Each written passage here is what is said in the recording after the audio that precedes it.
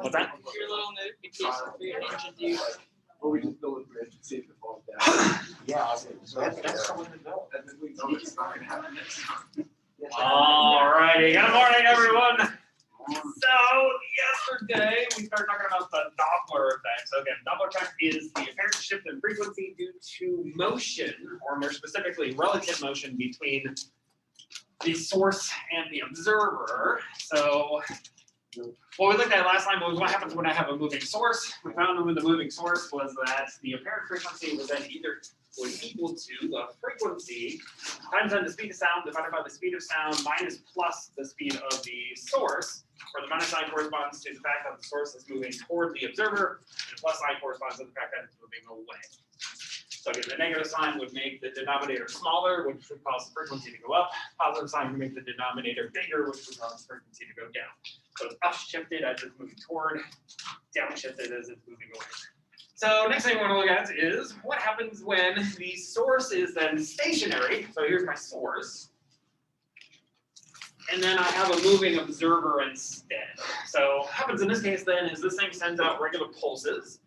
Each one of these pulses is, again, a frequency or a wavelength away. So these are all the same wavelength.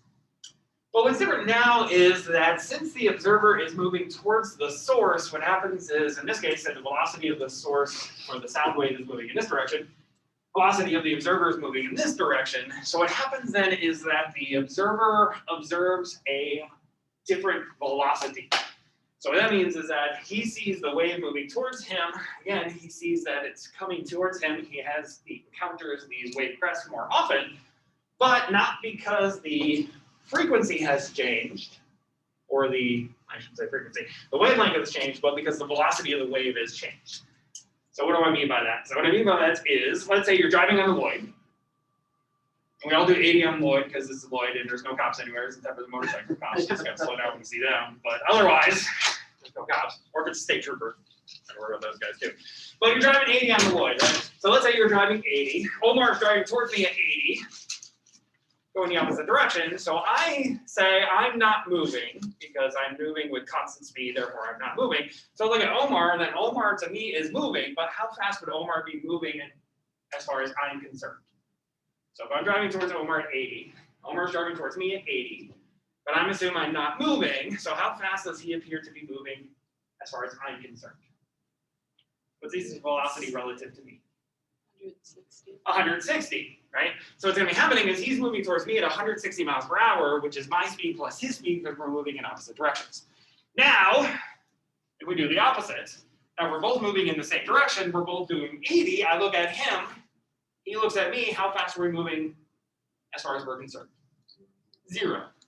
This is what we call relative velocity. So we didn't talk much about relative velocity in 205, but relative velocity is the fact that if two things are moving, what you see is if they're moving towards each other, the sum of the two velocities, but if they're moving in the same direction, you see the difference in the two velocities. So basically what's going to happen here is that this observer is going to see this speed of sound moving at a higher rate, where that higher rate is now going to be plus the extra amount of velocity at which he is moving. Which means that in this case, the apparent frequency that he's going to see is then equal to the speed that he sees divided by the wavelength, right? Because the wavelength doesn't shift in this case. But the apparent velocity that he sees then is going to be the speed of sound plus his speed, which is the speed of the observer, divided by the wavelength. But we know the wavelength is the same thing as the velocity divided by the frequency. So finally, this is going to be equal then to the frequency times the speed of sound. I'm running off the page again.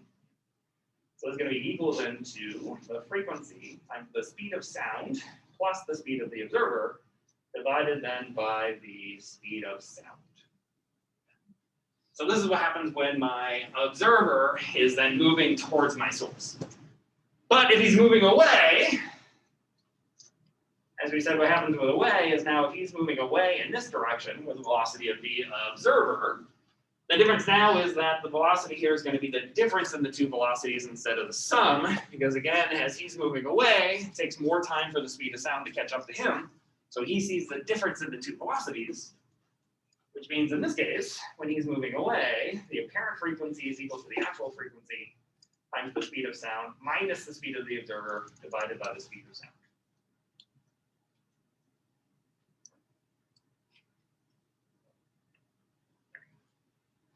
So, this is what happens then when he's moving away. This is what happens when he's moving toward. Or those two things. This is away, and this one is toward. So what we call the Doppler effect then is these two things put together into one expression. So the Doppler effect finally says that I can have, again, both the source and the observer moving. So what we call the Doppler effect, or the Doppler equation, finally then says that the apparent frequency that is heard is equal to the actual frequency times the speed of sound, speed of the observer, divided by the speed of sound, speed of the source. So if it's moving toward, I get a plus sign for the speed of the observer. And if the source is moving toward the observer, I get a negative sign. So the red here corresponds to toward. But if the source or the observer is moving away from the source, I get a negative sign. And if the source is moving away from the observer, I get a plus sign. So this is what happens when they're moving away. So this is overall what we call the Doppler effect. So the Doppler effect includes both of the two scenarios. So this is actually case number 3, where I have both the observer and the source simultaneously moving. What's up? What's the VS again? VS is the speed of the source. Okay. So how fast the source is moving. Good, so let's write all that down. So V sound is equal to the speed of the sound. VO is equal to the speed of the observer. And then finally, Vs is equal to the speed of the source. And then we can say F is equal to the actual frequency. And then F prime is equal to the apparent frequency. So this is what the observer hears. Now, when it comes down to which sign that I use, what I have to do is I have to pay attention to how is the one object moving relative to the other object. Meaning I don't pretend, or I don't look at what the whole sum of the thing is doing. What I have to look at is what each object is doing relative to the other one, right? So even though I could have the two are moving in the same direction, but I have to look at, for example, how are they moving relative to each other? So a good example of this will be our first example we're going to look at. So let's look at an example.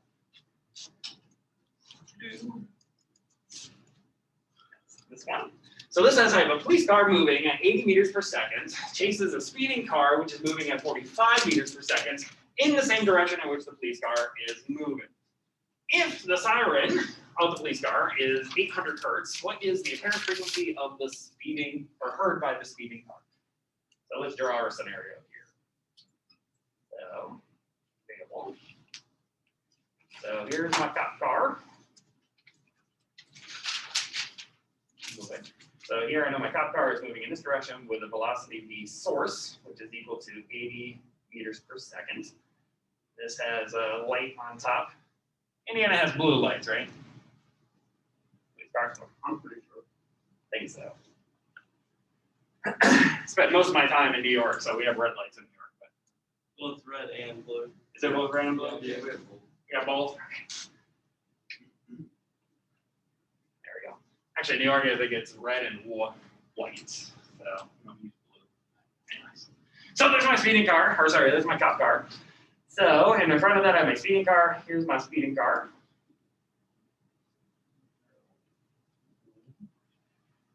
And this is moving with speed source, or sorry, observer, which is at 45 meters per second. Say I was pulled over a lot more in New York than I was in Indiana. So, okay.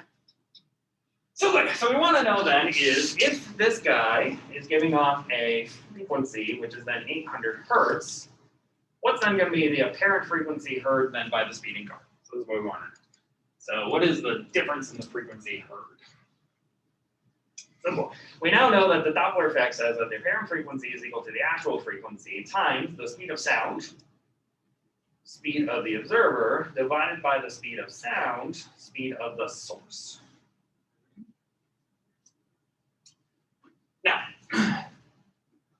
again, to determine which signs we have to look at here, we have to look at each object individually and see what those objects are doing relative to the other objects. Okay? Which means that first let's look at the observer. What is the observer doing relative to the source? Is it moving towards the source or away from the source? Away, okay? So we know this is moving away from the source, which means that the sign we get on here is then going to be the negative sign. Right? So if this observer is moving away from the source, then I have to have a negative sign, right? Which means it's actually going to be slightly downshifted. But what is the source doing relative to the observer? Is it moving toward or away the observer? Toward, which means this also corresponds then to a negative sign. So this portion is going to upshift it, this portion is going to downshift it. But the upshift is much more than the downshift, which means that our total end frequency should be a little bit higher than the other one. What's up, Elon? How do you end up having negative from the bottom again? Sorry. I'm sorry? How do you end up having negative? Oh, because, so let's go back to what we wrote down over here. So this says that if it's moving toward, that toward corresponds then to a negative sign. So in this case, what's happening is we have to look at, so in this case, the source is trying to move towards the observer. So in this case, since it's moving in the same direction, it's moving towards him, then it's getting close. It doesn't even have to be getting closer, it just has to be moving towards him. That's what's going to upshift it. Thank you. So that's what I said. So we have to be a little bit careful how we're looking at it. So we have to look at each one individually and how it's moving relative to the other one. What's up? I just got a question. Sure. So it's like scenario wise. So if you had in this case, if the clock car wasn't moving, would you even use this equation? If the cop car wasn't moving, what happened in that case is that the speed of the source then would just be 0. Okay. So you would still use this equation, but this term would automatically be 0. So in that case, if this term was 0, then I would just end up with speed sound minus the observer divided by speed sound.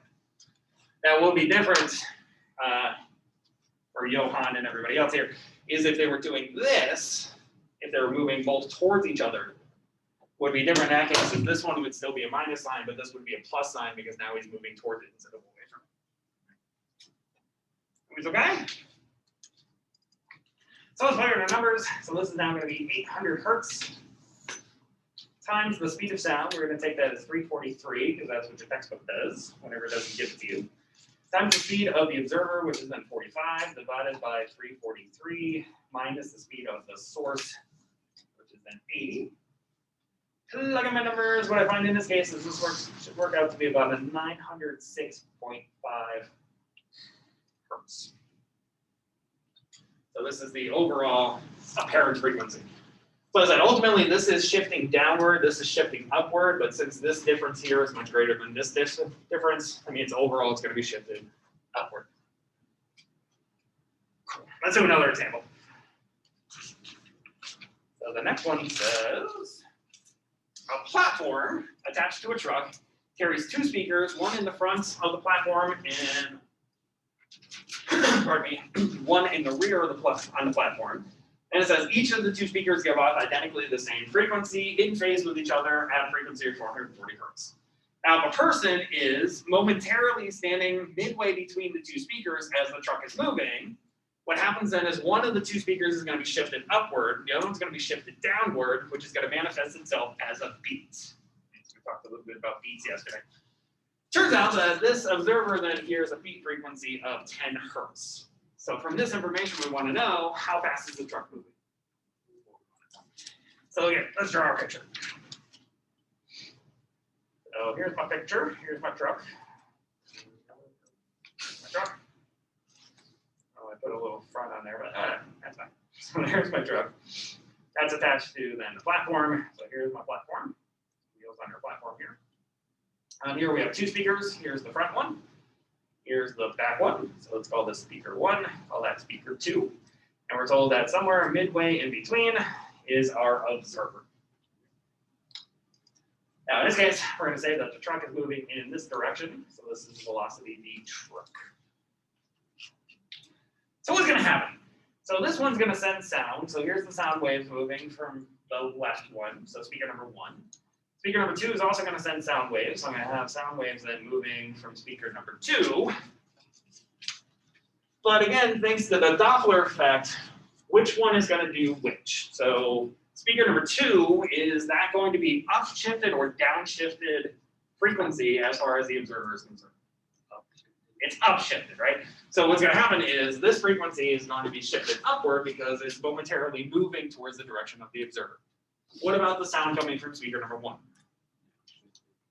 That one's going to be downshifted because it's momentarily moving away from the direction of the observer, which means that we should expect then is that F2 here will be upshifted, while then F1 here is then downshifted, which means that our beat frequency, which is equal to the difference of the two frequencies, is then going to be equal to F2 minus F1 because F2 will be greater than F1.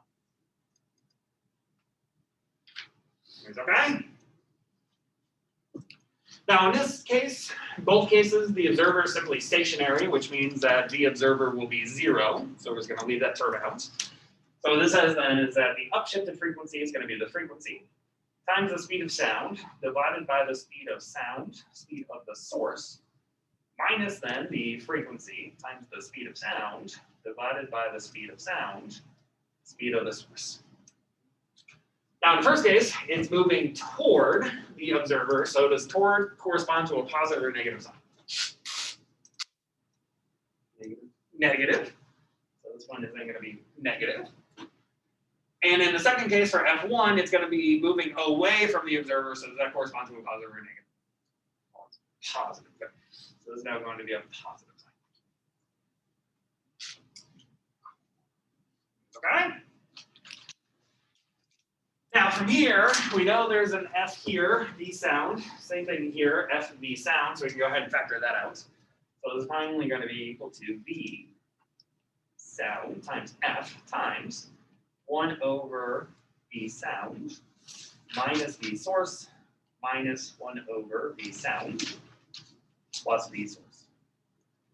Of course, I went over on the next page, so let's write it over here. So we have F beat then is equal to the frequency times speed of sound times 1 over speed of sound minus speed of the source, which in this case, the source is the truck. So I'm just going to replace that with the speed of the truck minus then 1 over the speed of sound plus the speed of the truck.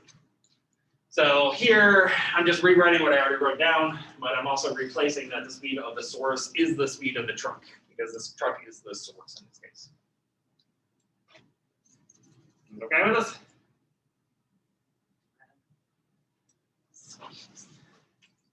So now what? So what I want to do is find the speed of the truck. So here, we're going to then find a common denominator.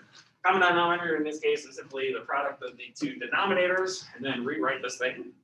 So we're finally going to write this as then speed of the sound times the frequency times then the speed of sound plus the speed of the truck minus the speed of the sound minus a minus speed of the truck, all divided by the product of those two, which is the speed of sound squared minus the speed of the truck squared. Okay. So here, this speed of sound cancels with this one because one's a positive, one's a negative. This negative here makes this negative a positive, which means I have 2 times the speed of the truck.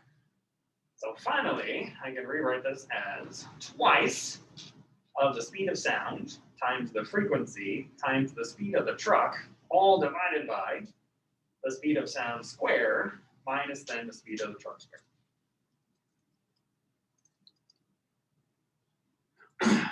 Finally, what I want is the speed of the truck, which means that since I have a squared term here and a linear term here and a non-truck term here, we're going to have to solve a quadratic equation. So let's rewrite this thing in terms of a quadratic, just for purposes. So here what I'm going to do is I'm going to divide both sides by f beat and multiply both sides by this guy, just to rewrite it in a different way. So finally what I'm going to get then is that speed of the sound squared minus the speed of the truck squared is then equal to twice the frequency divided by the beat frequency times then the speed of sound times the speed of the truck. Finally, I want to make this thing look like a quadratic, so I'm going to bring these two terms to the other side, so it's equal to 0. So finally what I get is that 0 then is equal to the velocity of the truck squared plus twice the frequency divided by the beat frequency, we know is 10 hertz, times the speed of sound times the speed of the truck minus the speed of sound squared.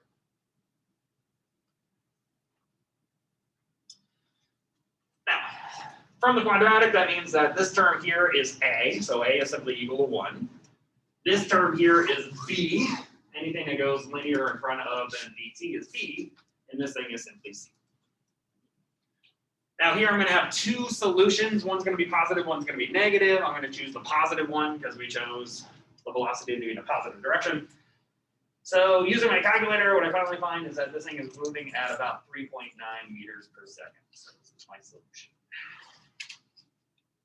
This is the speed at which the truck, make sure I wrote that right number. I did. Okay. So this is my speed of my truck. So this is a nice problem because it uses both the Doppler and beats simultaneously in the same problem. So this is our first example of beats. Remember, beat is simply the difference between the two frequencies. Everyone's okay? So one other thing I want to talk about before we call it done here is one of the most interesting things that happens with the Doppler effect is what happens when the speed of the source approaches the speed of sound. So what happens in this case? So what happens in this case is, remember, in the denominator, I get a speed of sound minus the speed of the source, but if the speed of the source approaches the speed of the sound, I get a speed of sound minus the speed of sound, but the speed of sound minus the speed of sound is 0, so I get 1 over 0, and as we talked about before, that's infinity. Which basically means that as the source approaches the speed of sound, what happens in this case is that the frequency actually diverges to infinity, which means that the wavelength actually goes to 0. Remember, those two things are inversely proportional to each other. So what actually happens is all of the sound waves get compressed into the same location. When this happens, you create the sonic boom. So this is what happens when an airplane is traveling at Mach 1, which is what's known as the speed of sound. When that happens, then you create such a great pressure difference between the front of the plane and the back of the plane, or actually the air around the plane moving at the speed of sound, while the other air around the airplane, or not directly in the vicinity, is moving at a much lower rate, which means you create a gigantic pressure difference between the two, which basically causes that sonic boom. Now, the other next interesting thing is when it happens is when it starts moving faster than the speed of sound. In this case, you actually create a cone. So what happens in this case then is the next pulse is given off after or in front of the next one as it is, or the previous one as it's actually moving away. So that actually creates this type of cone. So this is what's known as the shock wave. So if you see an airplane, especially a picture of an airplane, bring up one here actually in a second, you can actually see the shock wave.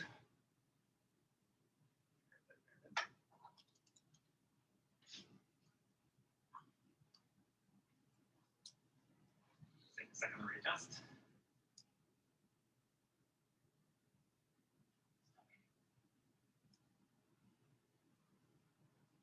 Did I break it?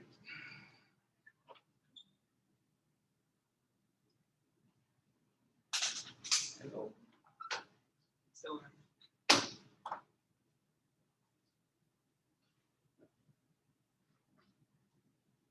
Okay.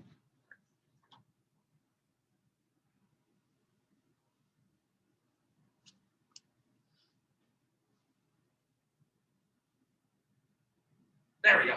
So this is the shock wave. So basically what happens is you create this cone. And what happens is actually, this is actually purely an optical effect. So what's happening here is that the pressure of the air here is greatly different than the pressure of the air here, which changes what's known as the index of refraction, and we'll talk more about that at the end of the semester. But basically what happens is as light from the sun comes in, it refracts differently from this inside portion, which then causes this kind of cone shape that looks in the front. And actually, in a better picture, you would actually see the cone here as well. There's actually a cone here in the front of the plane as well as a cone here in the back of the plane.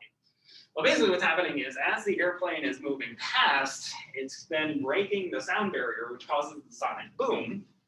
And then again, it's giving off the next pulse or the next sound wave after, in front of the previous one, which was given off, which gives off this count. So if you ever go to an air show and you see an airplane go zipping by, and then a few minutes later, a few seconds later, you start hearing and you feel the ground shake and you hear the that's just the sonic boom. So what that is, again, is when the airplane is moving at least Mach 1 or greater than that, again, it's giving off the pulses of the sound wave, which are happening in front of the previous one, which was given off before. So again, all that's happening because you're creating now all of these wave pulses, basically all in the same particular location, which means you're magnifying the amount of energy that the sound wave is actually carrying, and then you're hearing basically that energy which is being given off in terms of the sound wave. So this is one of actually the more interesting things. We're not going to talk about the shape of the cone or anything, but anyways, just want to point it out. So that's it, we're done. That's the Doppler Effect. So we now know everything for the upcoming exam. So from here, let's do a quick review of all the things we need to know for the exam. So again, our exam formally covers chapters 15 through 17. So this is going to include both simple harmonic oscillation and waves, formally sound waves. I don't think this is true. Was anybody here not a USI student? Well, Omar wasn't. Last semester.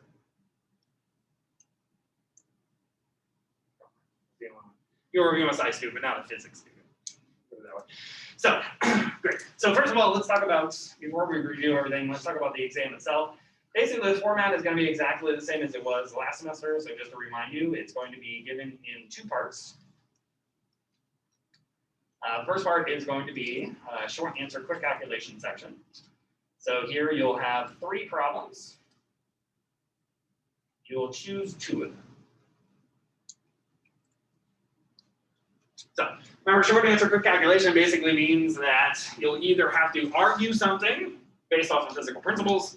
Example I gave last semester was, again, if you found yourself in the center of a frozen pond where the coefficient of both static and kinetic friction were equal to 0, how do you get off? Well, the answer is you take your shoe, you throw it across the room, and then you slide in the opposite direction. Right? It's called conservation of momentum.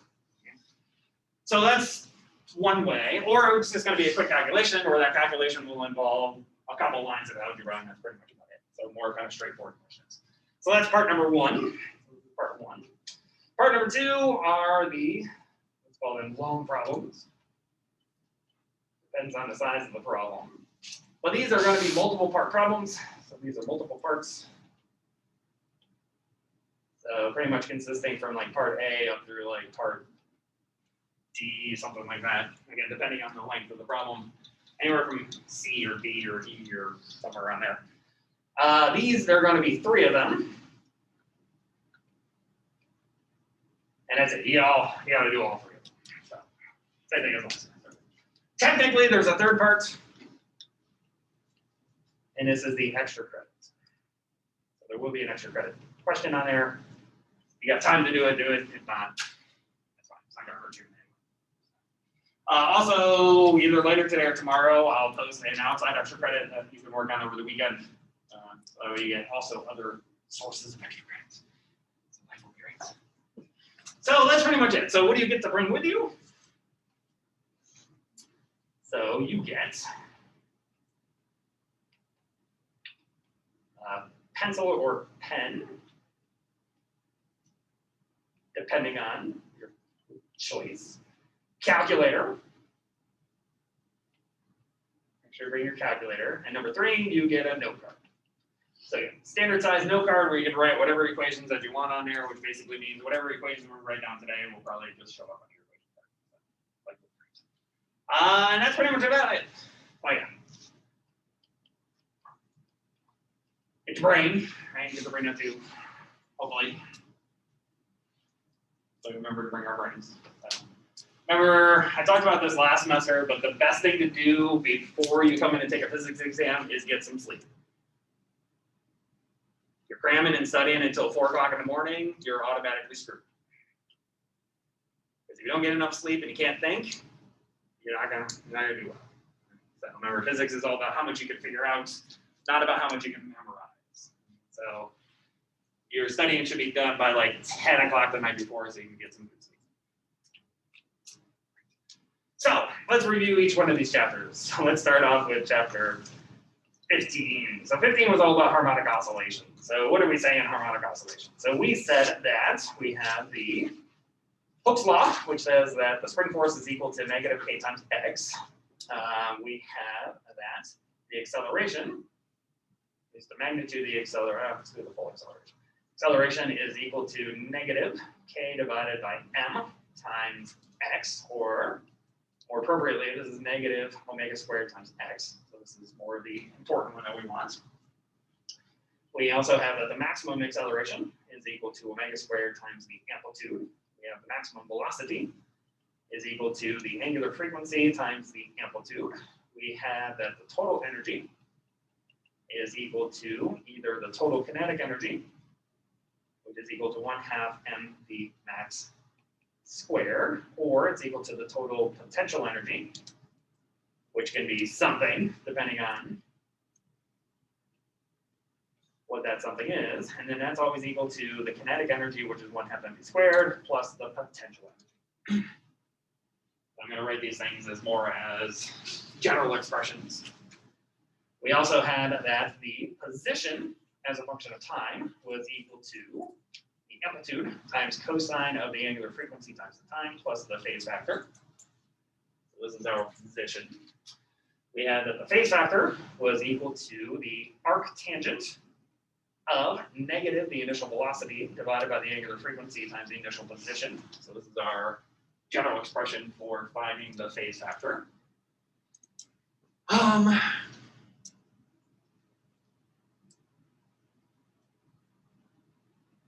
Pretty much about it. So other than that, the other things we looked at were what was omega. So we saw 3 different omegas. So we saw omega number 1 was the square root of k over m, which is for the spring mass system. We saw it was the square root of g over L, which is for the simple pendulum. And we saw it was the square root of mgd over the moment of inertia, which is then the physical pendulum. So those were our 3 different omegas. And again, if our system doesn't have one of these 3 different scenarios, then you know how to derive it. Right? You either start off with the sum of the forces or the sum of the torques, get your acceleration to look like this, and then read off with the angular frequencies. What's up, Tom? Is that a G in that second one? The G over L? Yes, it's the acceleration due to gravity. Even in the third one there too, that's a G. Yeah, it's always hurt my feelings when you answer those questions. Okay. Okay? I think that's about it. That's pretty much all we did. What's up? Will we also be given like parallel axis theorem? Yeah, so all that'll be on there. So that'll be the importance of this guy. So that'll be on the front page of there. So I'm not gonna write it down now so that we waste space on there. But. So again, the reason I wrote them mostly in terms of omegas, again, is because, again, these are general for any one of these different omegas. So it doesn't matter which different simple harmonic oscillation I have, all of these different expressions starting from here all the way through there are all the same. Which means it doesn't matter which system I'm looking at, these satisfy those different systems. The other thing I need to know is what are all the different omegas. That was pretty much about it on that one. So we'll come back to this later. So next was chapters 16 through 17. So this is when we looked at waves. So basically here we said that the speed of a wave on a string was equal to the tension divided by the linear mass density. So mu here is the linear mass density, so that's the mass per unit length. We also found that the speed of a general wave is equal to the frequency times the wavelength, which is also equal to the angular frequency divided by the wave number. We know that the angular frequency is related to the period by 2 pi, and we know that the wave number is related to the wavelength also by 2 pi.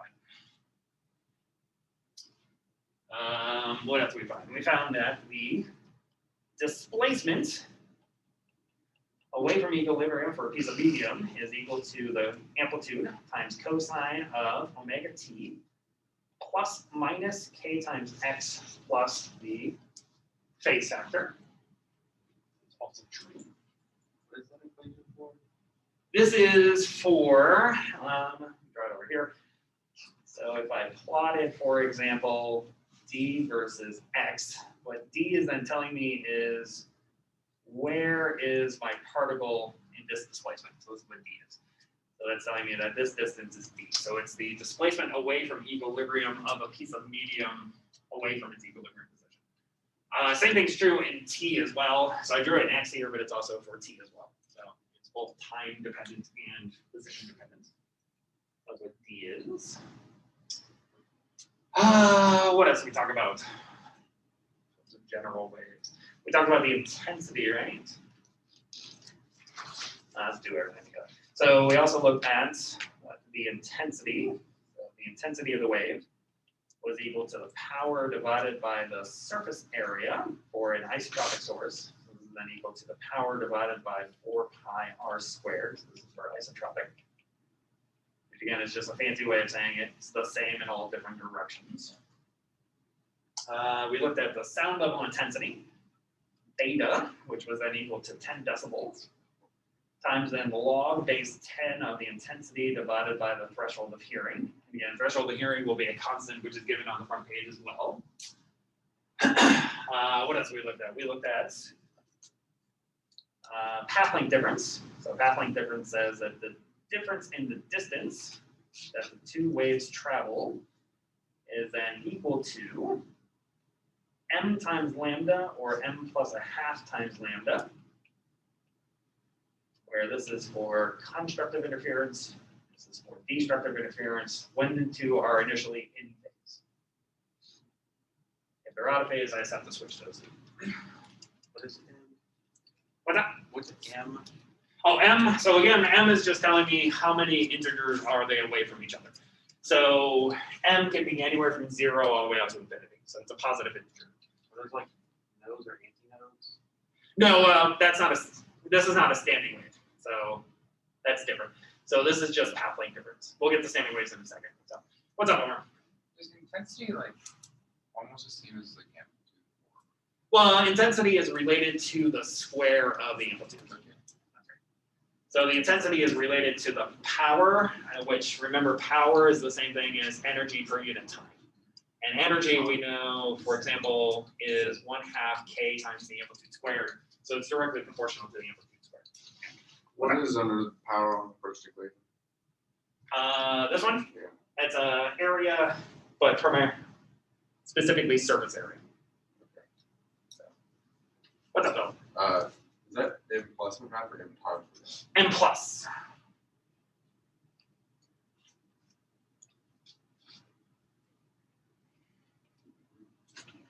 Over. Yeah. Okay. So I So, just thought you said times and then real plus. So I, oh, gotcha. Yeah, I don't know. My hand does one thing and my mouth does something else sometimes. So, what's up, Krista? What cases would you use a plus or minus for the equation? Oh, when would I use? Distance, yeah. When would I use the plus 1/2 and when would that not? was the other equation. Yeah, that one. I'll get those. Oh, this one. Oh, sorry. So plus corresponds to a left moving wave and a minus sign corresponds to a right moving wave. So this is left. And this is right.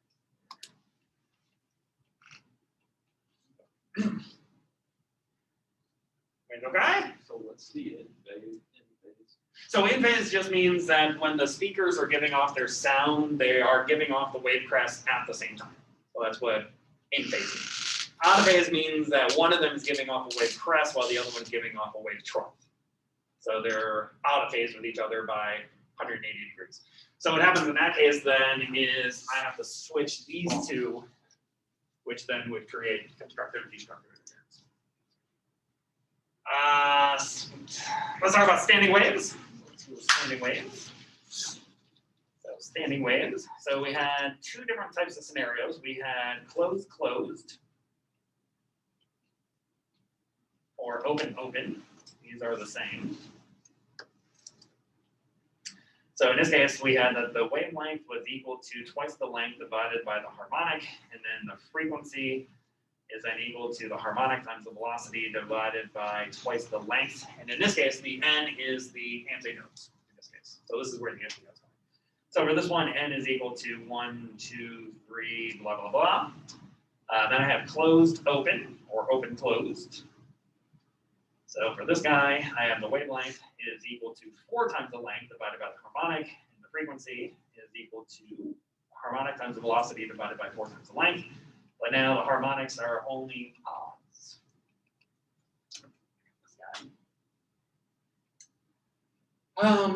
What else we saw? We saw the speed of sound in air is actually temperature dependent, which is equal to 331 meters per second times the square root of the temperature in degrees Celsius plus 273 divided by 273.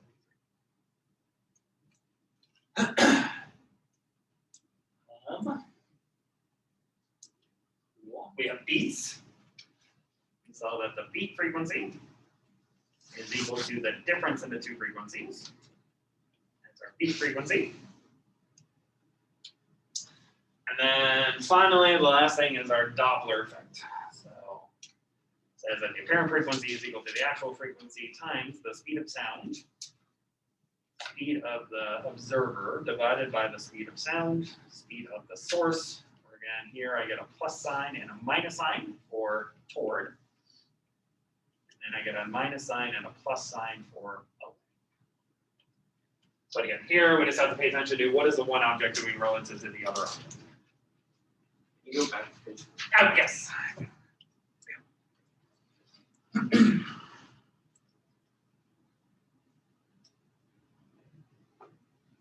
did I miss anything?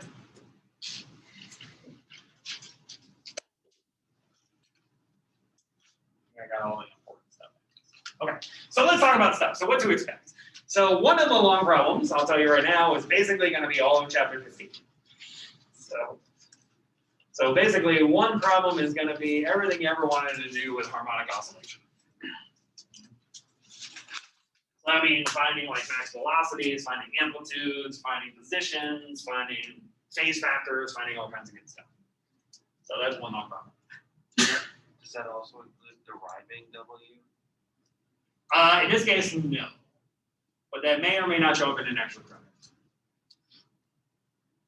So no, for this problem, it will be one of those three.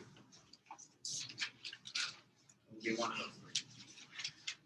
So no, I'm not going to make it derived, at least in this case. Like I said, that may or may not happen in extra credit. What's the meaning of L? Which one? Oh, long problem 1. Go. Yeah, I should probably tell you what my abbreviation stands for. That could be helpful. Whatever. How did you say that you would get the acceleration and if they give you, like, would they give you K and M? So, what do you mean? I think you said earlier that you would need, like, if they didn't give you directly, I guess maybe it was the W. They would give you some other sentences along the morning. Right. So, for example, if I told you that, you know, there was a mass of 15 kilograms attached to a spring constant, attached to a spring which had a spring constant of 184 newtons per meter, for example. So that's right. So I'm not telling you exactly what omega is, I'm giving you the ingredients to find what omega is. Yeah. So as long as you know what K and M is, or which you know what the length of my simple pendulum is, or you know the mass and the length, and then you find the moment of inertia, for example, for the physical pendulum. Yeah. So I'm not going to give you, that's right, I won't give you omega directly, but I'll give you what type of scenario it is, and then basically enough information to find out what it is. Will we need to know the damped harmonic oscillation? No.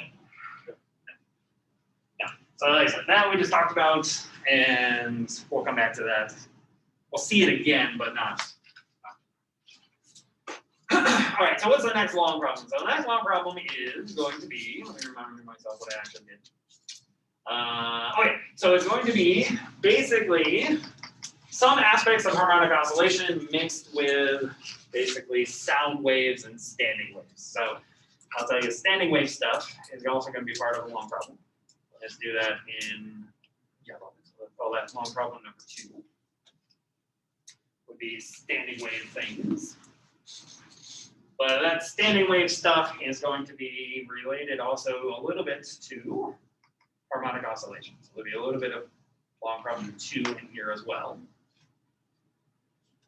Anything else you need to know in here?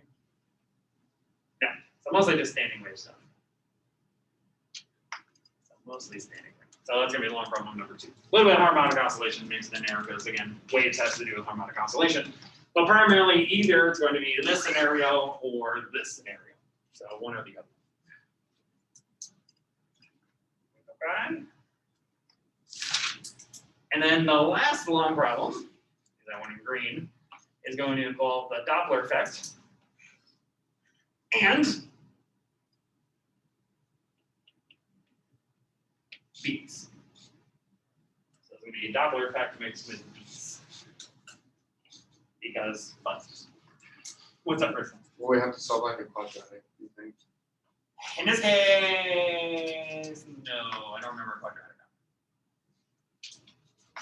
No, I don't think it's a quadratic. I was gonna have to go practice my quadratics. Just program in your calculator, you'll be fine. So, I'm sorry. No, I don't think it's quadratic. So that's all the long problem. So, and again, this stuff, like the speed of sound being temperature dependent, that'll be mixed in there somewhere, and things like that. But that's the primary focus of those ones. So again, one, everything basically harmonic oscillation. The next one has to do with standing waves and speed on a string, things like that. So this is also part of that problem, as well as this guy, part of that long problem. So things like that. And then other things like sound level intensity, path length difference, intensities, all that stuff would be part of the short answer group calculation. So all things that I didn't mention directly would be fair game for those guys. Okay.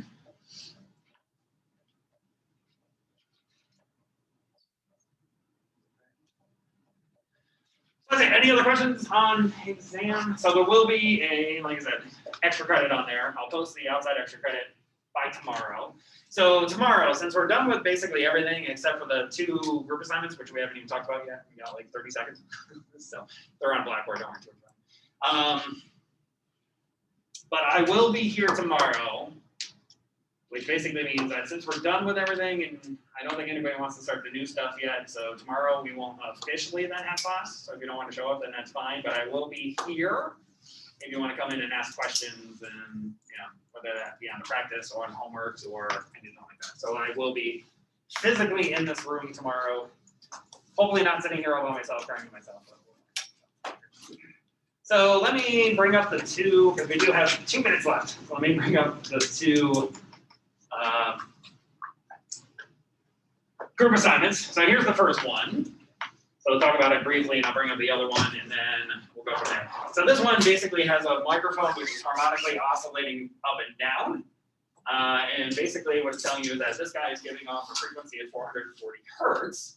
And it says the microphone vibrates up and down with a period of 2 seconds. So that's the amount of time it starts to go from, say, here, down, up, back to here. And then what it's telling you is that there's a maximum and minimum difference between the sounds. So meaning that when this thing is moving towards, the frequency is upshifted. When it's moving away, the frequency is downshifted. The maximum difference between the upshifted and the downshifted is 2.1 hertz. So I'm telling you the beat frequency. So the 2.1 here is the beat frequency. From there, you then want to figure out all these different things. So what's the maximum speed of the microphone? What's the amplitude of the oscillation of the microphone? What's the speed of the microphone when it's 0.65 meters away from the amplitude, or times the amplitude away? And that's pretty much about it. So this has to do with beat frequencies, Doppler, and harmonic oscillation all in the same problem. So this is a nice one to kind of go over for tomorrow, or Monday, I should say. And then finally, the last one is a Doppler effect with a beat again. So this is another good example for a mixture that I talked about before. This one has to do with ultrasounds, has to do with the baby's heart beating that we kind of talked about.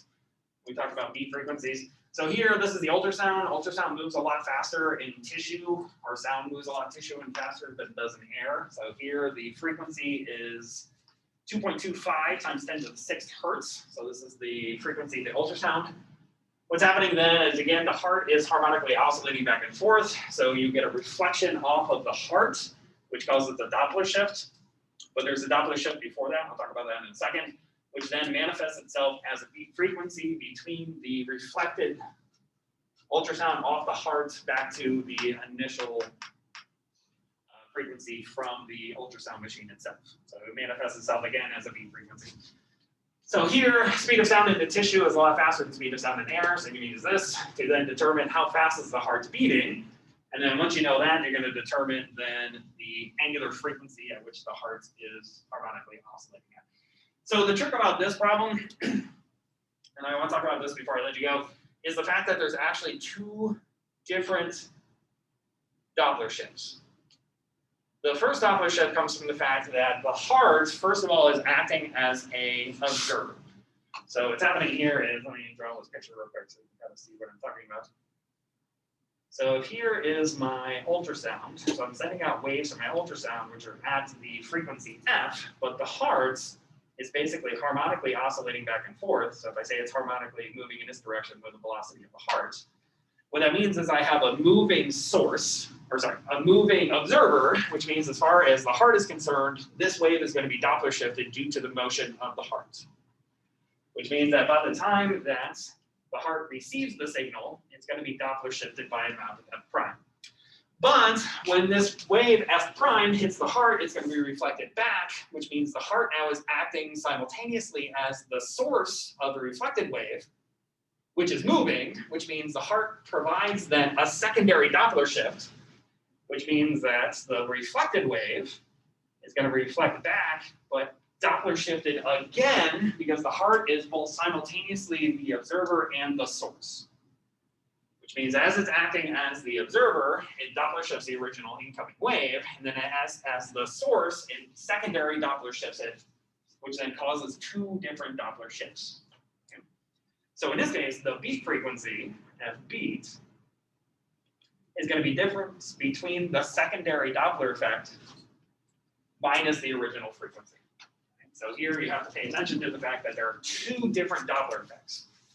This Doppler effect, of course, depends on this Doppler effect, because when I write this guy out, this then is going to be equal to the original Doppler effect times then the speed of the sound divided by speed of sound. In this case, this guy is acting as the observer, sorry, acting as the source. And in the first case, he's acting as the observer. So just notice that this Doppler effect depends on this Doppler effect. So this total term here is going to be a total between the two Doppler effects. So just note that that will be relevant for the problem that happens on Monday. Okay? Hopefully. Sorry, kept you a little bit over, so I want to point that out because it will be relevant to the question on Monday. But again, I will be here tomorrow, so if you want to come in and ask questions, come on and ask questions. I will be here. Other than that, have a good extended study. Yeah. What's up? Let's go. We'll have 5 total. We've had 3 so far, and then the 2 from today, which will get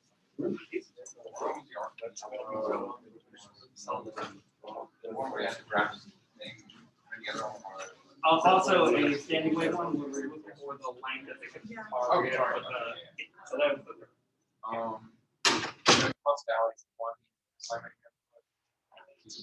Oh, these 2 we just talked about are both on Blackboard. So yeah, so you have 5 group assignments, and then we're going to post something tomorrow, which is outside extra credit. So that'll be worth, depending on what I finally come up with, and decide to get. Okay. So that'll be worth anywhere from like 9 to let's say 15 points, something like that. I'm assuming it's like assignment. You're assuming it's what? Assignment. Yeah, it'd be like a regular problem. but a little more difficult because. What's up, good? I was wondering about the same stuff. Okay. Are those group assignments from Blackboard? Yeah, they're all posted on Blackboard. So if you go to our, show you on here, because I already have it up. So we can just decide to do something. There we go. So basically, if you go under our course content page, then you go under group assignments, you'll find all 5. So we just need to like solve it and submit it on Blackboard or bring it up on. You're gonna submit them. So over the weekend, I will set up a submission link. So Okay. you're just gonna take a picture of each one. Okay. And then just submit all those pictures directly on there, and I'll get them through and then give you extra credit for them. All right, sounds good. And And they don't have to be correct, you just have to. okay. And then the extra credit. Yep. And that's possible. No, that one you're also gonna take a picture of and you're gonna submit that So directly. that's gonna be also the group assignments? No, that'll be, so. I'll elaborate this as we get there, but basically that's gonna be under the exams tab.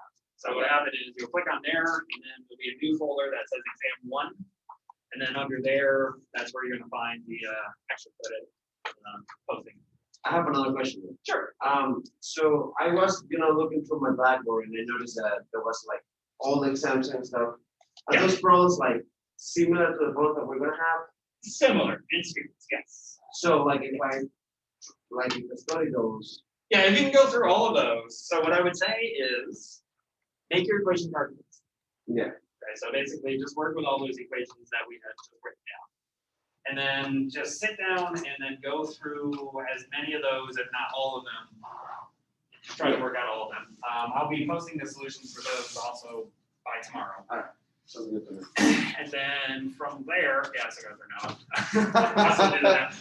We're recording all this, but so then from there,